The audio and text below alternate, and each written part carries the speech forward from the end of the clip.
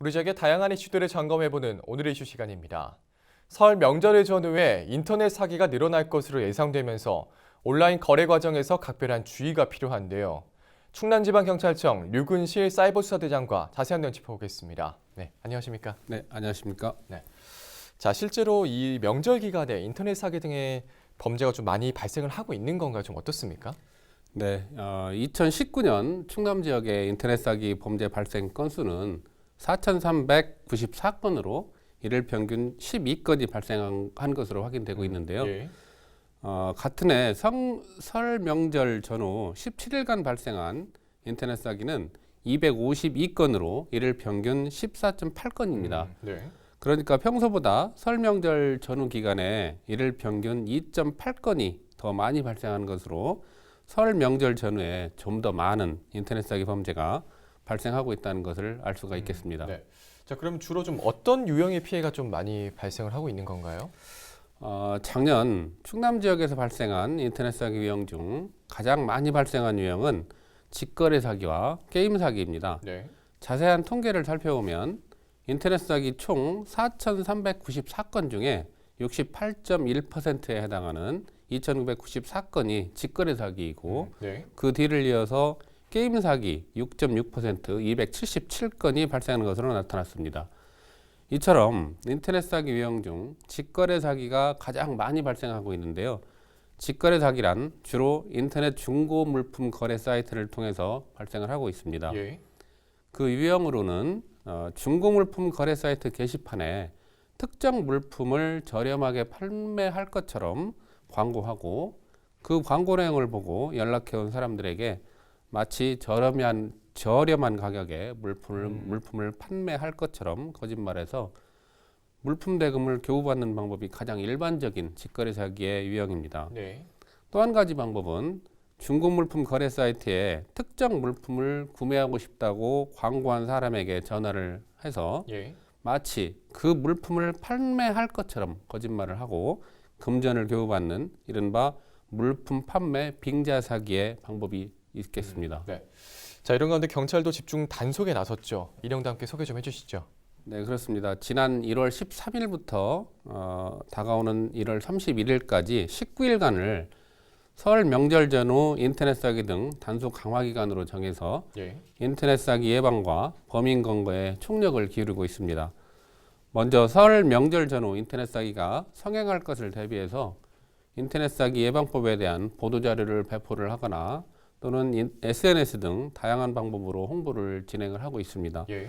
아울러 인터넷 사기범에 대한 추적 수사를 강화하고 활성화를 하고 있는데 최근 직거래 사이트를 통해서 전자제품, 가방 등을 판매할 것처럼 광고하는 방법으로 피해자 60명으로부터 5,700여만 원을 교부받은 피의자를 추적 수사 끝에 서울시 둔촌동에 있는 유흥가에서 발견해서 검거하고 구속하는 등 인터넷 사기 사범 검거에 총력을 기울이고 있습니다. 네. 이 조금 싼 값에 구매를 하려다가 좀 사기 피해를 당하지 않도록 각별한 주의가 필요한데 소비자들의 좀 어떤 부분들을 좀 주의를 하면 좋을까요? 네, 앞서 말씀드린 바와 같이 인터넷 사기 중 가장 많이 발생하는 유형은 중고 물품 거래 사이트를 통한 직거래 사기입니다. 네. 직거래 사기의 피해자와 범인은 서로 일면식이 없는 관계이기 때문에 범인들은 대부분 죄의식이 별로 없는 것이 특징이기도 합니다. 예.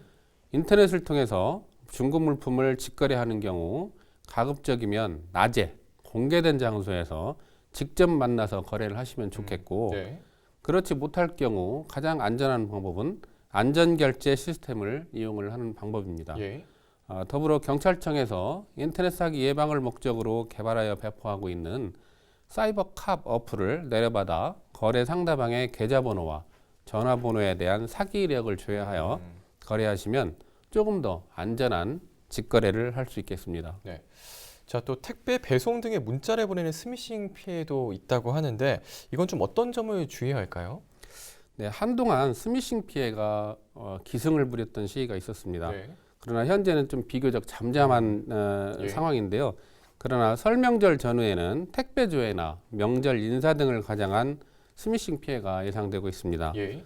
스미싱이란 돌잔치 초대장 등을 내용으로 하는 문자 메시지 내에 인터넷 주소를 클릭을 하면 악성 코드가 설치되고 그럼으로 인해서 수액 결제 피해가 발생하는 범죄이기 때문에 출처가 확인되지 않은 문자 메시지의 주소는 클릭하지 않으셔야겠습니다. 네.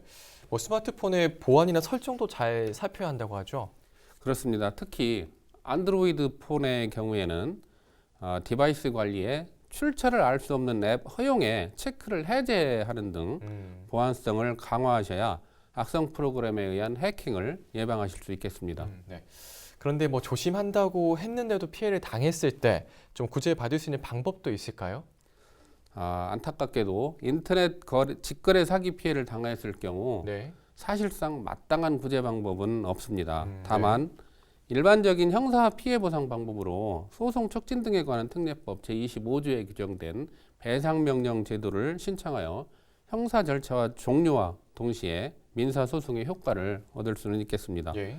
그러나 실무에서 인터넷 사기 피해를 입으신 분들이 피해를 회복하기는 매우 어렵습니다. 따라서 인터넷 사기에 대한 예방 수칙을 기억을 하시고 인터넷 사기 피해를 당하지 않도록 하는 것이 최선의 방법입니다. 네. 자, 이제 마지막으로 방송을 통해서 좀 전하고 싶으신 말씀이 있다면 한 말씀 해주시죠. 네, 위에서 말씀드린 바와 같이 인터넷 사기 피해 중 직거래 사기가 70%에 육박을 하고 있습니다.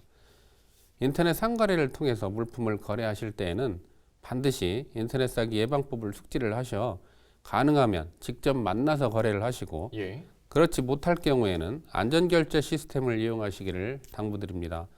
아울러 메신저 피싱, 몸캠 피싱, 로맨스 스캠 사기, 이메일 무역 사기 등 각종 다양한 사이버 범죄에 대한 예방법에 대해서 관심을 가져주시면 고맙겠습니다. 네.